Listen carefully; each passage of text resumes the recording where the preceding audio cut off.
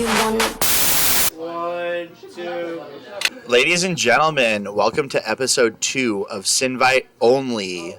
I have a talented man next to me. Let's get this started. We have an interview right here. Let's ask him some questions and fire him off.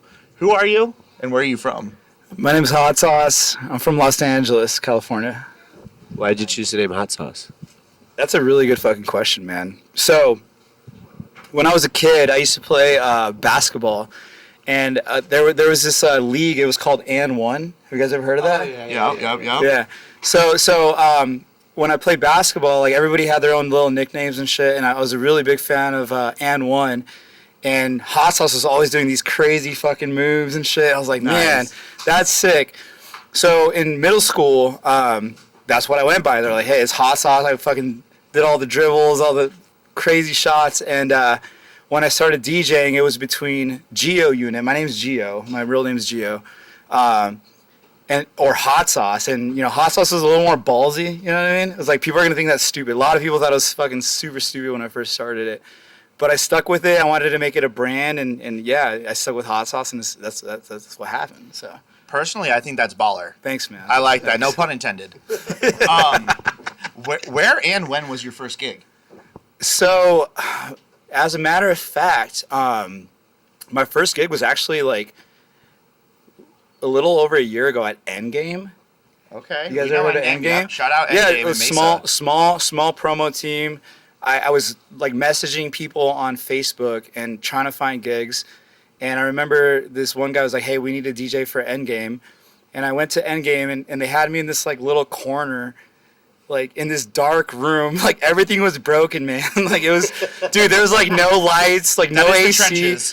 Dude, the trenches. Yeah, and that was like my first show ever. Like, and I brought a couple of friends and they all supported. And that was literally like a little over a year ago. Yeah, it was like July or June of 2023.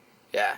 Wow, and to get here now that's incredible. Yeah, man. I was just DJing at home, like in my fucking room, and you know, after the pandemic, wanted to learn how to DJ, and yeah, I was like, I'm gonna do this. So, and is that so? You were producing before that, or where does the production come in? How does that fall into here? Well, so the production came in where like I realized that in order to like make a move in the scene out here, you have to like produce your own music. So I remember like getting on Splice. Somebody showed me Ableton for the first time. And I just started putting shit together, and I came up with this song. It was called Daddy. It was, it was like all like Splice vocals, dude. And people really actually liked it. I remember uploading it onto SoundCloud. And as a matter of fact, out of all the songs that I've written, that song has had the most downloads out of any other fucking song I've ever had. Dude, it wasn't mastered. It wasn't mixed. Like I just threw it on there, Splice edits. And it got over like 12,000 streams and like a couple hundred downloads, like, and I was like, okay, cool, like I get this now, you know what I mean? But I don't get it, but like that's where I was like, it kind of like put a little bit of like, all right, this is what I need to do here, you know what I mean? Yeah. So does that? How do you actually approach like SoundCloud versus Spotify and all that? Because I see you doing pretty decent on Spotify right now, actually, with a few of your releases. Yeah. So I realized that edits are the way, you know, like edits, things that people are familiar with. If you remix a song that everybody knows about, also like not having to pay to download something, like people really like actually like that. So SoundCloud has been a big like hitter for me with like more of the remixes versus like if you throw an original, like people don't give a fuck who you are if you're just like new and up and coming, you know what I mean? Yeah. But if you can make an edit that really pops off, like it kind of gets the wheels turning, like, who is this guy? And then they search you on Spotify, and then they find some of, like, your original edits, and that's what I've realized, yeah. That's definitely a really good method to get your name out there and to get some visibility on your project and get people to listen to your originals, for sure. Yeah. Kind of going back to, like, your very beginnings, what got you started into DJing? What made you want to do this? So, when I was a kid, my dad's a pastor, and I was raised like playing the piano and the drums and the guitar and like all this shit with like my cousins and family back home. Nice. And I've always like originated from music. I've never played like, besides basketball, I never really played sports. Like I was more of like, you know, doing my own thing. So I was already like musically inclined, but because it was like forced down my throat, like in a religious background, I I kind of like lost the love for it, you know? Yeah. And it was like right after the pandemic when we had nothing to fucking do, dude. I bought like this like DJJ 300. I was like, oh, that sounds kind of cool. Like, I think it'd be cool to learn how to DJ. And that's where it started. And I would sit there for fucking hours just like mixing songs. I could show you guys videos, bro, of me in just like little apartment, just mixing songs. And like, that's where it all started, was there. So, and I fell back in love with like the process of music and like understanding like what people want to hear. You got, you know, any nowadays in 2024, bro, like everybody's a fucking DJ. You guys all hear it. But it's being able to like understand like what do people want to listen to, what gets people to move, you know? And that's like where I feel like I'm a little bit gifted because of where I come from, you know what I mean? Absolutely. Yeah. Yeah. And why DJing instead of, you know, sticking to piano or playing guitar or something else? Because I started like going to shows and festivals and raves, and I was like, man, this is fucking super fucking cool, you know what I mean? Nice. Like, do you remember your first festival?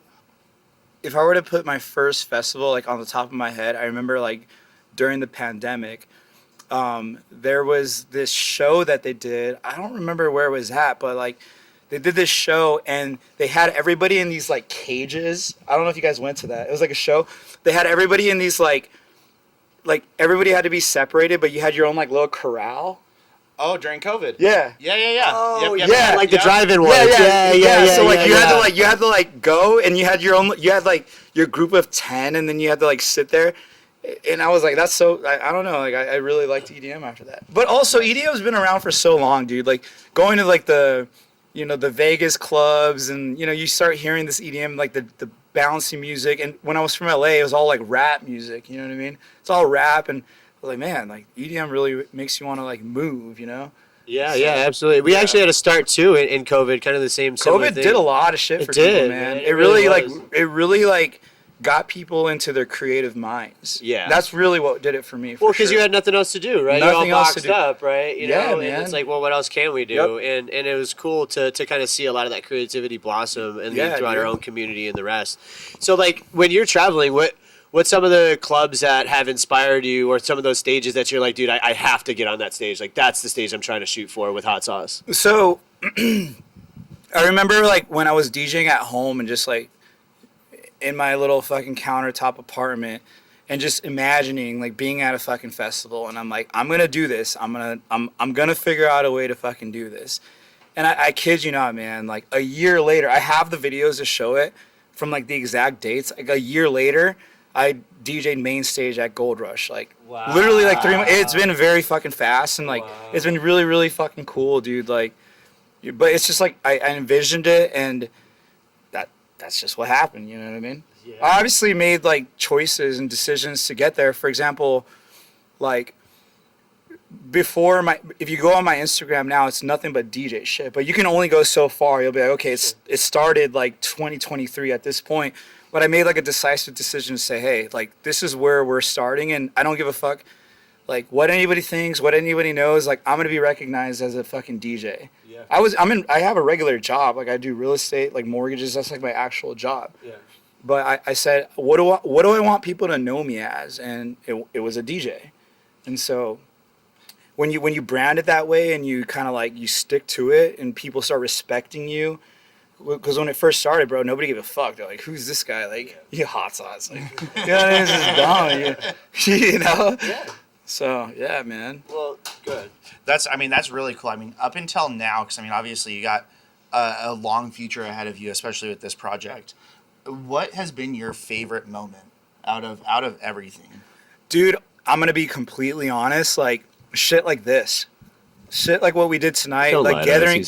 No, I'm not. No, man, like, dude, I was talking to you. I was talking to you earlier, and he hit me up a couple of days ago. He's like, "Hey, where's your guest list?" I'm like, "I don't have one yet." You know what I mean? And then I created like this fucking this little like app, and we put together like 50 people that RSVP'd. And he's like, "Hey, man, that's like way too many people. Like, don't do this," you know? Yeah. So stuff like this, man, like stuff like this, and like, I remember when I did before I actually did my first show, I took my decks. It was like a little DJJ 400 with like a speaker, and I took it to an apartment complex, right, at a pool party. It was a San Marin.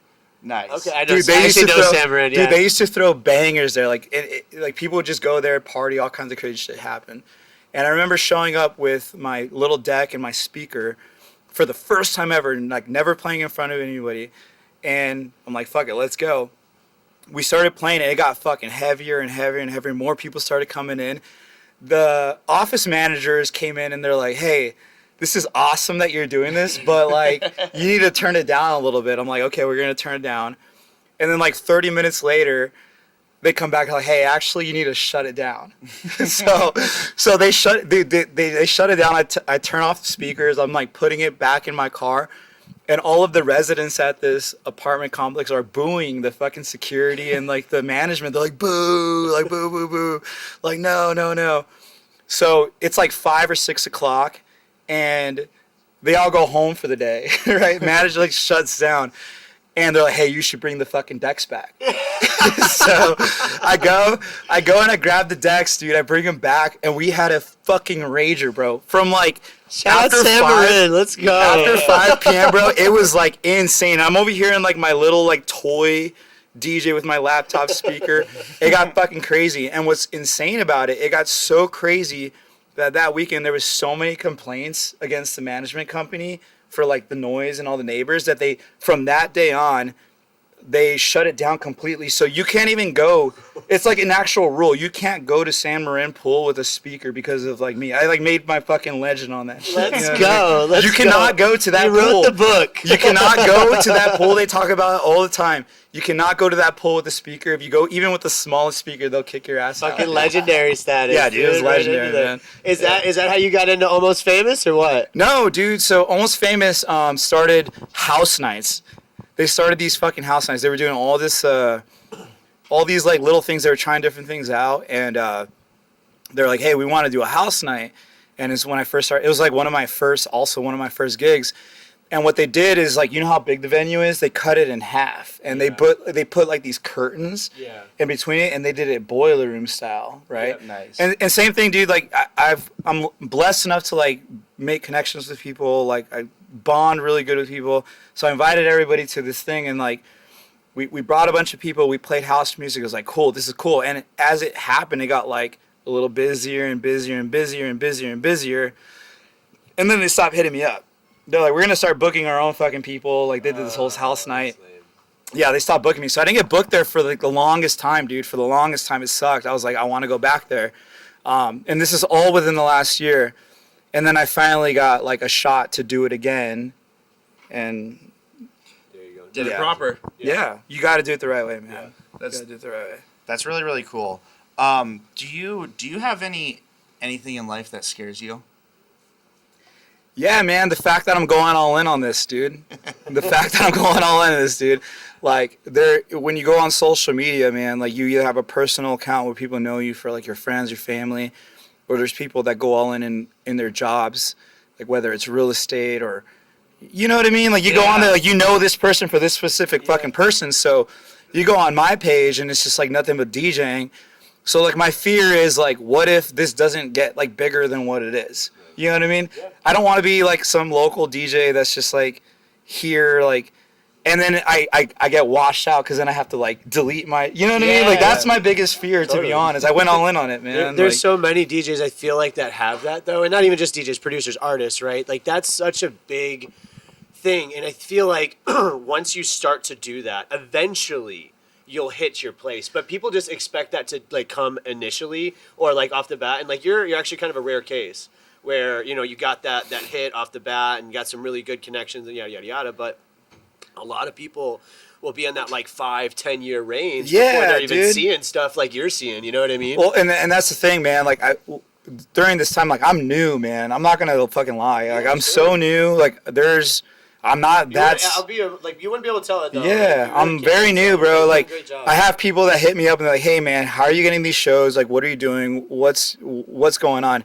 And, like, the only thing I'll say, I'm just all in. Like, if you see a DJ who has, like, the content, the fucking, he's producing, he's got releases, whether it's, like, hitting off or not, but then you see somebody who's, like, half-ass in, like, who are you going to pick? Right. You're gonna pick this guy, Yeah. right? Yeah. So that's been a big thing here. Is just like creating a brand and creating an image, and like to where I'm the obvious choice when people see my shit. They're like, this motherfucker is like legit. He's like about his job. You know what I mean? Yeah. So I've seen that definitely. I mean, that's why we noticed you for sure. Thank Like, you, you've been bro. killing I it. appreciate So, that, seriously. My goal, like my number one goal from here within the last 2 months is getting out of Arizona and starting to book like festivals and playing at other clubs, Chicago, California. But it's all about connections, dude. It's all about connections. So I've been building like my EPKs, making it. I just did the Gold Rush show, dude. I've done a lot of like direct support slots for like bigger artists. I'm trying to build Spotify. So I'm trying to like create this like it's all like in such a short amount of time trying to build this portfolio so that when somebody sees like HOTSAUCE, they're like, oh, like let's book this motherfucker outside of Arizona because like I don't want to just get stuck here. I'm trying to get out of here. So that's my goal right now. Nice. I think that's such a like big thing too, like for DJs. Like you're really hitting on a lot of these topics that I think a lot of like DJs and producers kind of focus on and almost pigeonhole themselves into, which is like, you know, I have to be the best in this state or I have to do this. When, you know, in today's age, in 2025, the digital market is bigger than anything. You know what I mean? You should be looking at the world and how can you, you know, get your music out there. I think, you know, landing on a place of the local stage is great, right? And that's where you need to start. But like you're saying, like, you know, get your foot in there and then look further, you know, because that's only the beginning. Yeah, like you're given the platforms, like you're given the platforms to do what you do, but like you just gotta like push it further than that, man. Well, I appreciate your time. We appreciate you, and thank you so much for being here. It was a fun time. It was. Did you have fun? Did you have fun? I had a blast. We all are. Well, from the bottom of our hearts here at Sin, we love you. We thank you. Thank you so much for being here. This is Syninvite Only with HOTSAUCE featuring the Synesthesia label fam, and we'll see you next time. That was perfect. That was a great interview, right? Yeah. Let it roll naturally too, huh?